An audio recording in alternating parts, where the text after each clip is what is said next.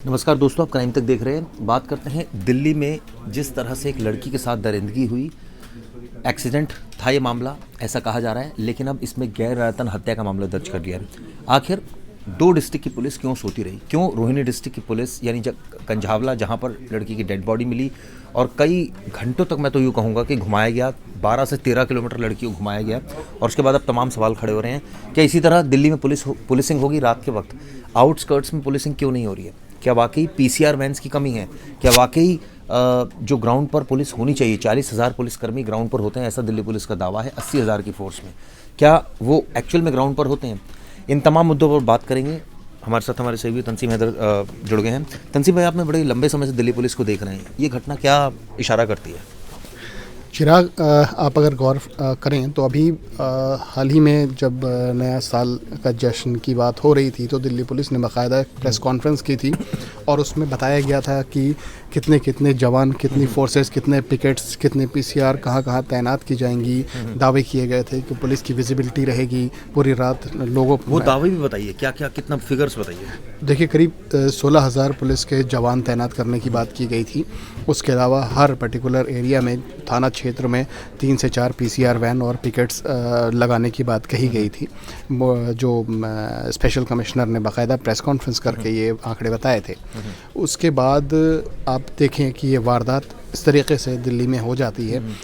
अमूमन होता क्या है कि जो अब से पहले देखा गया है, ख़ासकर पुलिसिंग में, उसमें देखा गया है कि क्राइम कम या डिटेक्शन तभी होता है जब पुलिस की विजिबिलिटी होती है। तो जिस तरह से ये केस हुआ उसमें इतनी बात तो साफ़ हो गई कि पुलिस की विजिबिलिटी नहीं थी, यानी कि पुलिस सड़कों पर मौजूद नहीं थी। अगर पुलिस होती तो एक इतना जो लंबा दायरा है, जो पुलिस क्लेम कर रही है कि 11 से 12 किलोमीटर तक एक डेड बॉडी गाड़ी में फंसी रही और लोग उसको घसीटते रहे, जो उसको ड्राइव कर रहे थे कार को, तो वो नौबत ना आती। मैक्सिमम 1 किलोमीटर, आधा किलोमीटर कहीं ना कहीं नज़र पड़ती और उसको रोका जाता।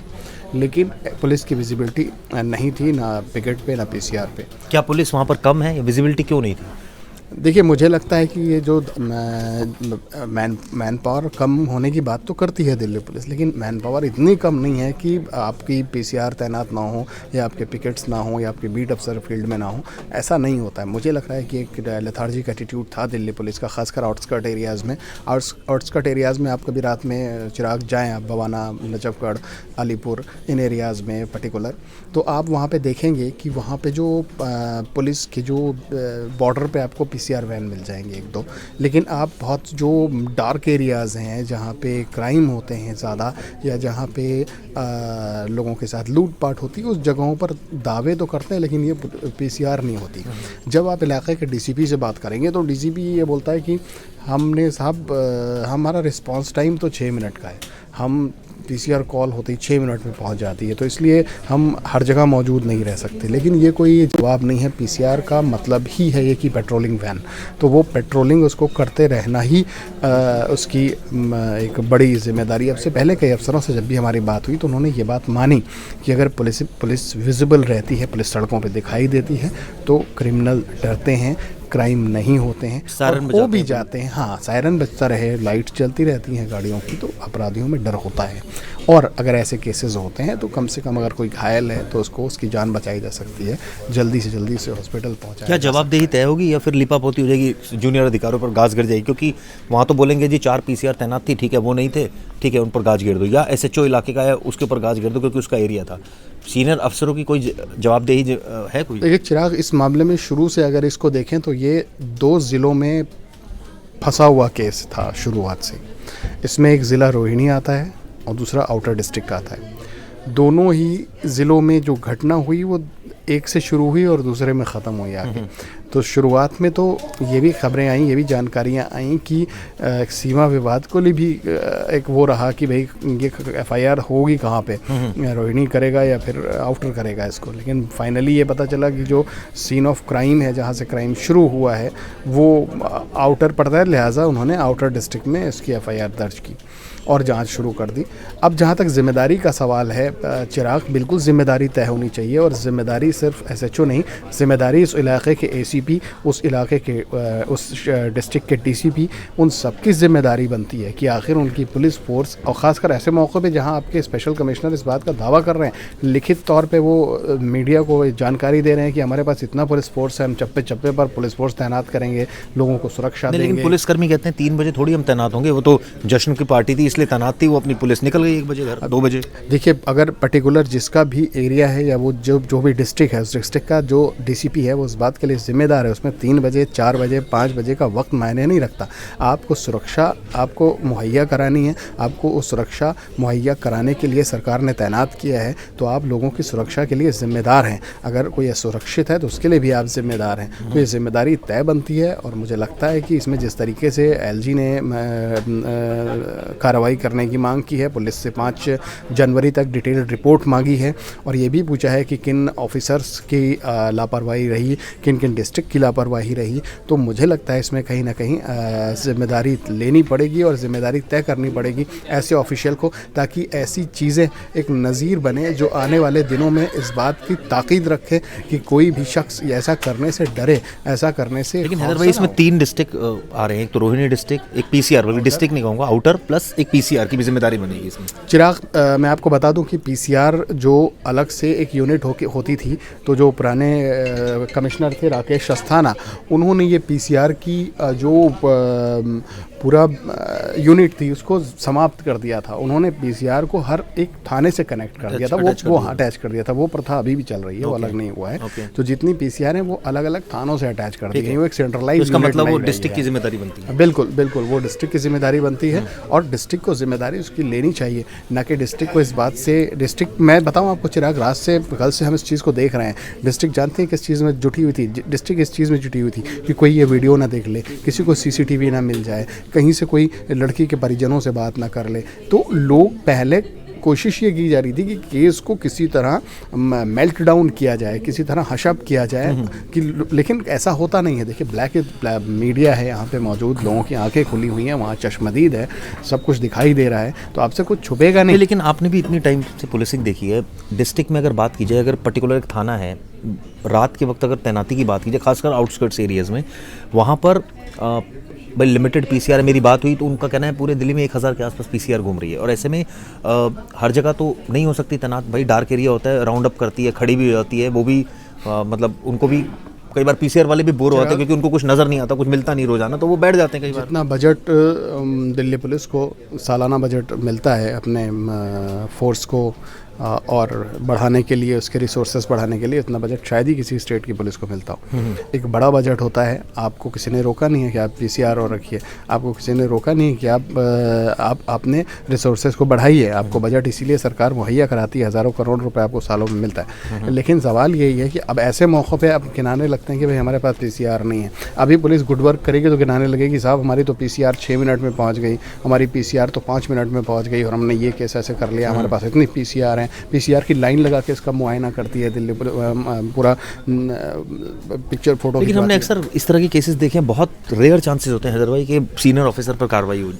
हाँ, दिल्ली में अमूमन ऐसा देखा गया है कि जो और स्टेट्स में देखते हैं कि जहाँ का एसपी होगा तो कार्रवाई हो जाएगी, डीएम होगा तो कार्रवाई हो जाएगी, लेकिन दिल्ली में ऐसा थोड़ा मुश्किल, बहुत पेचीदगी होती है। और ख़ासकर क्राइम के मामलों में, crime and law and order के मामले में कार्रवाई कम होती है। अमूमन अगर यहाँ कार्रवाई होती है, करप्शन के मामले में अगर डीसीपी पे या एडिशनल पे कोई आरोप है तो उस पर कार्रवाई होते हमने देखा है, लेकिन इस तरीके के मामले में कार्रवाई नहीं होती, जबकि इस तरीके के मामले में कार्रवाई होनी चाहिए। आप एक सिंपल सी बताइए, आप एक इलाके के डीसीपी हैं, आपको पता है आपके इलाके में 20 थाने हैं, आपको पता है आपके पास एक एडिशनल डीसीपी है, आपको पता है कि हर थाने में सिर्फ एसएचओ नहीं है, उसमें तमाम इंस्पेक्टर हैं, इंस्पेक्टर लॉ एंड ऑर्डर है, इंस्पेक्टर इन्वेस्टिगेशन है, सभी इंस्पेक्टर्स हैं ढेरों, बीट अफसर हैं ढेरों। आपकी पुलिस गश्त तो करेगी ना। आपको जब डीसीपी गश्त करता है, एडिशनल डीसीपी गश्त करता है, तो आप भी गश्त करेंगे। क्यों गश्त नहीं थी? भाई गश्त होती। देखिए, बात इसकी नहीं है कि एक एक्सीडेंट हो गया, एक ब्रूटली लड़की को खींचते हुए ले गए, ठीक है, एक्सीडेंट हो गया था तो वहाँ पे उसको रोका जा सकता था, अगर फंस गई थी लड़की कार में तो उसको बचाया जा सकता था। बचाएगा ये तो जो- तब जब पुलिस होगी मौजूद। वही बोलो, ये जो 12-13 किलोमीटर का जो वो है रन, ये चौंकाता है, ये हैरान करता है चिराग, और ये जिम्मेदारी तय करने की ज़रूरत है। ये दिल्ली है, ये जंगल नहीं है। यहाँ पे कोई जंगल राज नहीं चल रहा है कि दूर दूर तक नहीं, पुलिस ही नहीं है, कोई फंस गया तो फंसा ही है जंगल में, रेस्क्यू ऑपरेशन चलेगा कई कई दिन, ऐसा नहीं है। तो दिल्ली है, राजधानी है, यहाँ प्रधानमंत्री है, राष्ट्रपति है, उपराष्ट्रपति है, एलजी है, सीएम है दिल्ली का। तो यहाँ पे तो हर जगह जगह पुलिस होनी चाहिए, दिखनी चाहिए, लोगों को नज़र आनी चाहिए पुलिसिंग अपनी आंखों से चमकती हुई, दौड़ती हुई पीसीआर, लेकिन नहीं थी। होती तो ये हशर नहीं होता। बिल्कुल ठीक है। हैदर भाई हमारे साथ थे। सुनील भाई से बात करते हैं। सुनील भाई भी लगातार इस मुद्दे पर खबर रहे हैं। सुनील भाई, 5 पॉइंट अगर आपसे जानना चाहूँ जो बेसिक यहाँ पर कमी रही दिल्ली पुलिस की, जो आपने खबर बनाई और आपने कई लोगों से बात भी करी, क्या 5 कमियाँ लगी बड़ी बड़ी?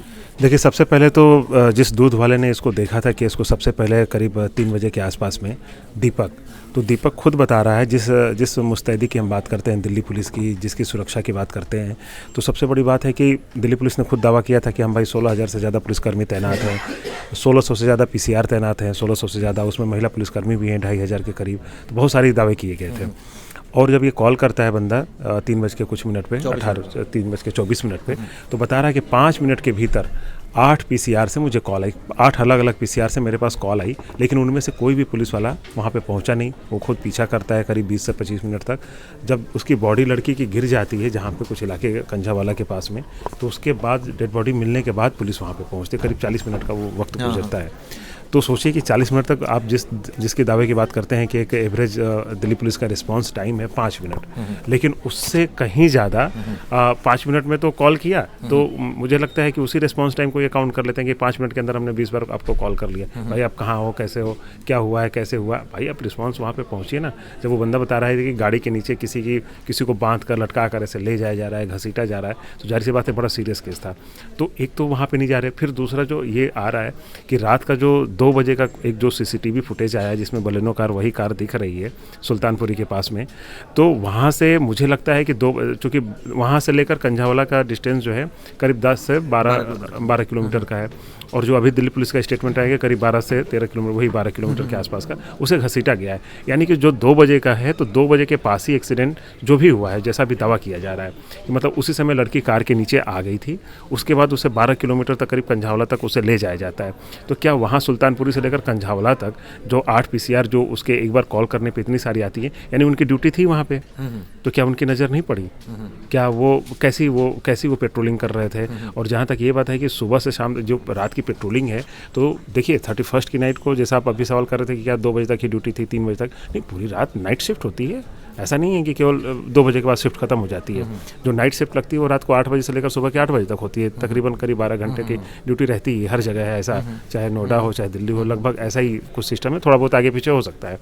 तो ये लापरवाही तो रही है, उनकी ड्यूटी तो थी नाइट पेट्रोलिंग में, तो वो क्या कर रहे थे, क्या नज़र नहीं पड़ी? उसको आवाज़ आती है दीपक को कि गाड़ी चल रही है, गाड़ी की स्पीड बता रहा था। मेरी अभी बात हुई थी दीपक से थोड़ी देर पहले फ़ोन पे, तो उसने ये सारी बात बताई, कह रहा था कि करीब 20 से 25 से ज़्यादा स्पीड नहीं थी गाड़ी की, यानी इतनी भी ज़्यादा नहीं थी कि आप वो करो। फिर उससे आवाज़ भी आ रही है गाड़ी से, तो हमें तो तुरंत अंदाज़ा हो, तो क्या एक आम आदमी को अंदाज़ा हो सकता है क्या पुलिस को इस बारे में बेखबर रहेगी? वो भी उस रात को 31 को, जहाँ पे आपको स्पेशली अलर्ट किया गया है, मतलब और किसी तारीख की मैं बात एक चीज़ होती और क्लियर कर देता हूँ। जो दिल्ली पुलिस अलर्ट रहती है 31 की रात को, वो रहती है जहाँ पर बहुत ज़्यादा डिस्क और पब्स हैं, यानी कि खासकर नई दिल्ली इलाके में। आउटस्कर्ट्स में कोई डिस्क और पब नहीं है, तो अमूमन यूजुअली पुलिस ऐसी, जैसे होटल्स हैं बड़े बड़े, एक आध होटल कोई वहाँ होगा उस डिस्ट्रिक्ट में, तो वहाँ तैनात रहती है। लेकिन इस लेवल पर कि पूरे बॉर्डर सील कर दिया, वहाँ तैनात, ऐसे पुलिस तैनात नहीं होती। लेकिन ये बात सच है कि आउटस्कर्ट में पुलिसिंग भी नहीं होती है, क्योंकि अगर होती तो ये सब चीज़ें देखने को नहीं मिलती हमें। नहीं, लेकिन चिराग भाई इसमें मेरा मानना है कि हमेशा जब होती, मेरी भी बहुत सारे यहाँ पे ऑफिसर से बात होती है, बहुत सारे अधिकारियों से, इनका मानना है कि यार जो क्राइम होगा ना, वहाँ पे तो अलर्टनेस है, लेकिन क्राइम कहाँ पे होगा? वहाँ पे तो जहाँ पे भीड़ है इतनी ज़्यादा, वहाँ पे तो चलो गाली गलौज हो सकती है, मारपीट हो सकती है, कोई इस तरह की चीज़ें हो सकती हैं, बदसलूकी हो सकती है, लेकिन जो मेन जो ब्रूटल इस तरह के क्राइम होते हैं वो आउटस्कर्ट्स पे ही होते हैं, सुनसान जगहों पे ही होते हैं। तो फिर उस जगह पे कैसे आप इग्नोर कर सकते हैं? ठीक है। और उस दौरान खास तौर पे देखिए, पेट्रोलिंग ऐसा नहीं कि सब आपके डिस्कोथेक और पब इसी के आसपास लगाई जाती हैं। उस दौरान उधर भी अलर्ट किया जाता है कि कोई भी बंदा यहाँ से लेकर किसी को क्राइम करना होगा तो वहाँ तो करेगा नहीं, जाहिर सी बात हो जाएगा उधर ही क्राइम करने के लिए। तो उधर ये अलर्ट रहता है कि नहीं, उधर ज़्यादा आपको फोकस रहना है, बल्कि इधर तो आपके CCTV कैमरे लगे हैं, ये लगे हुए हैं, लेकिन सुनसान जगह पे क्या है, तो उधर ज़्यादा अलर्ट नहीं होगा, उधर ज़रा से भी कुछ चीज़ें होती है। तो ये चीज़ें इस पर भी मेरी बात हुई पुलिस से, उनका कहना था कि डार्क स्पॉट आइडेंटिफाई होता है हर डिस्ट्रिक्ट में और वहाँ पर पेट्रोलिंग होती है, लेकिन यही अपवाद रहा इस केस में कि 12 किलोमीटर का स्ट्रेच पूरा खींच एक गाड़ी जा रही है और कोई पेट्रोलिंग नहीं हो रही, कोई देख नहीं रहा है उसको। बिल्कुल, यही तो मैं भी सवाल कर रहा हूँ ना कि 12 किलोमीटर कोई छोटा मोटा, पहले जैसे 4 किलोमीटर आ रहा था, लेकिन 12 किलोमीटर खुद वो 2 बजे वाले CCTV फुटेज से ही साफ हो रहा था। अब हम और आप बैठ करके उसी समय डिस्टेंस देख रहे थे तो करीब करीब वो 12 किलोमीटर का आ रहा था। देखिए वही चीज़ें अब निकल करके आई है। उस समय जैसे ही हम लोग सोच रहे थे कि 12 किलोमीटर उससे कहीं ज़्यादा है, तभी उनके प्रेस कॉन्फ्रेंस शुरू हुआ था, उस समय उन्होंने दावा किया कि नहीं 12 किलोमीटर ही है। तो ये चीज़ें निकल करके आई हैं। फिर वो जो हम कॉल बता रहे हैं, जो दूध वाले, जो दीपक की बात हो रही है, वो बंदा बता रहा है कि हम कॉल कर रहे हैं, कोई PCR नहीं, केवल फ़ोन पे फ़ोन आ रहे हैं, लेकिन कोई नहीं आ रहा है। तो ये कैसी जब बताई जा रही है, एटलीस्ट हम करें चलिए उससे पहले की लापरवाही तो समझ में आ रही है, लेकिन उसके बाद भी चीज़ें, फ़ोन करने के बाद भी तो ऐसे तमाम कॉल होती होंगी। ये तो चलिए, ये तो बड़ा एक घटना हो गई तो चीज़ें सामने आ गई, लेकिन बहुत सारे ऐसे केसेस छुप जाते होंगे, नहीं पता चलती होंगी। तो ये चीज़ है, तो ये पूरी की पूरी लापरवाही तो है ही। और लड़की का जिस तरह से आप देखें तो फुटेज, अब मतलब फ़ोटो तो किसी मीडिया में कहीं दिखाना, हम भी नहीं दिखा सकते उसे, कि मतलब समझिए कि जो घसीटा गया है, तो अभी हम लोग कह रहे थे कि उसके बदन पे कपड़े क्यों नहीं है, ये सारी चीज़ें, पूरा पिछला हिस्सा पूरा का पूरा जो नीचे है वो पूरा का पूरा हड्डियां तक दिख रही हैं आपके, एक एक चीज़ हो गई हैं। तो मतलब उसको हम दिखाई नहीं, उसको सोच भी नहीं सकते कि ऐसा भी हो सकता है। कुछ नहीं बचा है उसके शरीर में, उसके बदन, मतलब जिसमें कोई भी ऐसी चीज़ नहीं है, जो पूरी हड्डियाँ खुरच गई हैं एक तरह से सड़क और उसकी कार के नीचे आकर के। तो हम जिसकी बात कर रहे हैं कि एक्सीडेंट है, जैसा कि दिल्ली पुलिस ने दावा किया कि यार एक एक्सीडेंट है, उसमें ऐसा हो गया। ऐसा कैसे हो सकता है कि भाई आप मतलब वो हड्डियों की आवाज़ आती है खुरचने की, क्या मतलब ऐसे आप बेहोश होकर गाड़ी चला रहे थे? अगर आप बेहोश थे तो गाड़ी कैसे चला रहे थे? इतने होश में कैसे आप गाड़ी चला रहे थे? स्पीड भी ज़्यादा नहीं है, 20-25, ठीक है ना, दूर तक के बंदे को आवाज़ आ रही है। इंडिकेट कर रहा है कि मामला आने वाले दिनों में हो सकता है मर्डर केस रजिस्टर्ड हो जाए। बिल्कुल, मुझे तो चिराग भाई ये मर्डर केस ही लगता है। और जैसी FIR, जैसे अभी चर्चा भी हो रही थी 304A गैर इरादतन हत्या, उसमें मैं आपको बता दूं कि उसमें 2 उपधाराएं, मतलब जो सब सेक्शंस है उसमें है कि 304A एक 1 होता है और एक 2 होता है। तो उसमें क्या होता है कि एक चीज़ होता है कि हम, जैसे क्या है कि हम शराब पीकर गाड़ी चला रहे हैं, तो मुझे ये पता है कि मेरी वजह से किसी की जान जा सकती है, तो उसमें वो तरीके से हत्या की धारा होती है, उसमें ज़्यादा सज़ा होती है, उसमें ज़्यादा ये चीज़ें होती हैं। एक होता है कि मैं नशे में नहीं हूँ, मैं गाड़ी चला रहा हूँ, अचानक कोई सामने से आ गया तो मैंने जानबूझकर ये नहीं किया, ठीक ना, तो कहने के लिए दोनों गैर इरादतन है, लेकिन दोनों में फ़र्क है। तो इस केस में क्या है कि अक्सर पुलिस क्या करती है कि ये चीज़ें लोगों को भी नहीं पता होती हैं कि इसमें 2 धाराएँ हैं, 304 में भी 2 धाराएँ हैं। इस वाले केस में इनको अगर ये एक्सीडेंट है तो वैसे एक्सीडेंट लगता नहीं है, केवल एक मामूली एक्सीडेंट करके आप इतनी, भाई आपने स्कूटी की फ़ोटो देखी, स्कूटी का हुलिया देखिए, देख के लग रहा है कि बड़ा एक्सीडेंट होगा। अगर एक्सीडेंट होता है तो यूजुअली बंदा या तो रुक जाता है, या फिर अगर मान लीजिए डर के भागता भी है तो अगर उसको दिख रहा है कि बॉडी अटके तो उसको हटाकर भागता है, कुछ ऐसा जुगाड़ करके भागता है, बॉडी थोड़ी घसीटते हुए ले जाएगा। हाँ, वही नहीं भागेगा भी चिराग भाई। तो अक्सर आमतौर पे ये देखा जाता है कि अगर कोई एक्सीडेंट होता है, एक्सीडेंट के बाद कोई गाड़ी भागती है तो उसकी स्पीड बहुत ज़्यादा होती है, वो सोचता है कि हमें बच करके वहाँ तक हमें भागना है। लेकिन एक बंदा जिसकी स्पीड आप बता रहे हैं, जैसा चश्मदीद जो दीपक है वो भी बता रहा है कि 20 से 25 से ज़्यादा की स्पीड नहीं थी, यानी कि आप भागने की फिराक में नहीं थे, यानी कि आपको पता है कि हमारी जो गाड़ी है उसके नीचे एक बॉडी है, वो ऐसे जा रही है। फिर जो डीपर वाली कहानी है, जो रात के 2 बजे का CCTV है जिसको हम देख रहे थे, काफ़ी डिस्कस कर रहे थे, तो उसमें जो मुझे समझ में आ रहा है कि उनको ये चीज़ पता थी कि हमारी गाड़ी के नीचे बॉडी फंसी हुई है, हम धीरे धीरे जा रहे हैं, उसकी स्पीड देखिए बहुत कम है। वो जो डीपर वाली बात है तो उसे लग रहा है सामने से कोई गाड़ी आ रही है, अगर उससे हम साथ में गुजरेंगे तो कहीं ना कहीं उसे पता चल जाएगी ये चीज़, इसलिए वो रुकते हैं, सोचते हैं तो गाड़ी वाला निकल जाए, लेकिन वो गाड़ी, हिसाब से तो 2 बजे एक्सीडेंट हुआ। बिल्कुल 2 बजे है। आप देखिएगा, जो रिपोर्ट आएगी मैं दावे के साथ कह सकता हूँ कि 2 बजे से पहले का एक्सीडेंट है ये, 2 बजे से पहले का। और इसको करीबन 2 घंटे से ज़्यादा देर, करीब 2 घंटे तक इसको गाड़ी के नीचे से लेकर के सड़क पे घसीटा जाता है, क्योंकि जो हमने फ़ोटो देखी है, जो उसके शरीर की जो हड्डियाँ जो बिल्कुल बाहर आ गई हैं, हड्डियाँ तक रगड़ खा गई हैं, वो केवल आपके 10-15 मिनट में ये चीज़ें नहीं हो सकती। एक इंसान की बॉडी, वो भी लड़की की, वो काफ़ी काफ़ी एक तरह से माना जाता है कि उनकी बॉडी और ज़्यादा इस तरह से इस चीज़ को सहने में ज़्यादा, मतलब एक मेल बॉडी से ज़्यादा सहने की क्षमता एक लड़की में होती है। ये बात आप बायोलॉजिकली भी आप प्रूफ है ये चीज़ें प्रूफ, क्योंकि डिलीवरी के टाइम पे एक लड़की जितना चीज़ सह सकती है वो करीब बताया जाता है कि 350 गुना ज़्यादा उनमें ताकत होती है एक मेल से, कि वो हड्डियाँ मतलब उसको टूट जाती हैं, मतलब उस तरह का कहीं मैंने पढ़ा हुआ था। तो उनकी सहनशीलता हमसे कहीं ज़्यादा है। तो एक ऐसा बस 10-15 मिनट में 3 से 4 किलोमीटर अपनी गाड़ी दौड़ा दी, इतना नहीं हो सकता है। तो जाहिर सी बात है वो पहले की है, और 2 बजे से पहले का ये देखिएगा आप रिपोर्ट, ये ज़रूर आएगी। और इनको ये चीज़ पता थी कि हमारे गाड़ी के नीचे डेड बॉडी मतलब बॉडी है, लड़की फंसी हुई है और हम जा रहे हैं। तभी वो डिपर वाली बात आती है, वो सोचते हैं कि एक साथ गाड़ी एक साथ हमारी क्रॉस ना हो, इसलिए वो रुकते हैं। लेकिन वो गाड़ी वाला भी, मुझे लगता है ऐसा, जो मैं अपना रिपोर्ट अपना जो हमारी इन्वेस्टिगेशन उस पर मैं बता रहा हूँ, कि गाड़ी वाला रुक जाता है तो सोचते हैं कि हम आगे निकल के उसके बगल से ना गुजरेंगे, बल्कि उसके साइड से निकल जाएंगे, ताकि उसको हमारे बारे में ना पता चल सके, हमारी भनक ना लगे। लेकिन उसमें एक डाउट और भी है, उसमें वो गाड़ी आती नज़र नहीं आ रही वहाँ से, इसलिए नज़र नहीं आ रही क्योंकि वो क्या है कि वो देखिए उसमें क्या मुश्किल से 5 से 6 सेकंड का प्लस है, ठीक ना। तो हो सकता है कि उसे लेट निकली हो, क्योंकि इन्होंने हो सकता है उसे भी डाउट हो गया हो, या तो वो रुक के वहाँ पे वॉच करने लगा हो, या फिर उसके पीछे गया हो, ये हो सकता है। इसीलिए वो गाड़ी नहीं दिखी है। करीब 5 से 8 सेकंड का फ़र्क है। हम लोग वॉच कर रहे थे कि कहीं गाड़ी आनी चाहिए, लेकिन वो बंदा इसीलिए डिपर मार के वो रुकता है वहाँ पे कि वो गाड़ी या तो निकल जाए, हम यहीं पे खड़े रहेंगे, आवाज़ नहीं आएगी उसकी, ठीक है। तो जब देखते हैं कि वो गाड़ी रुक जाती है तो वो खुद ये निकले हैं। इसके बाद हो सकता है वो गाड़ी पीछे लग गई हो, या फिर कुछ देर तक पीछा। फिर ऐसा भी होता है आमतौर पे कि यार क्यों हमें फटे में टांग अड़ाना, क्यों पीछा करना। कुछ देर बाद वो हो सकता है कि निकल गए हों। आमतौर पे आप देखते हैं दिल्ली में। और एक चीज़ आपको बता दूं कि कई बार ऐसा होता है कि जैसे किसी का एक्सीडेंट हो जाता है तो लोग पुलिस को इन्फॉर्म नहीं करते, उन्हें लगता है कि यार हम पुलिस केस में क्यों फंसना, ठीक ना। कई बार ऐसा होता है कि इस तरह के जब केसेस होते हैं तो होता है कि पुलिस के सामने जाके गवाही देनी पड़ेगी, हमें ये सारे बयान देने पड़ेंगे। लेकिन आपके पास एक कानूनी अधिकार है, मैं बता देता हूँ, एक सुप्रीम कोर्ट का है आर्टिकल 21A, जो हमारे जीने का अधिकार है।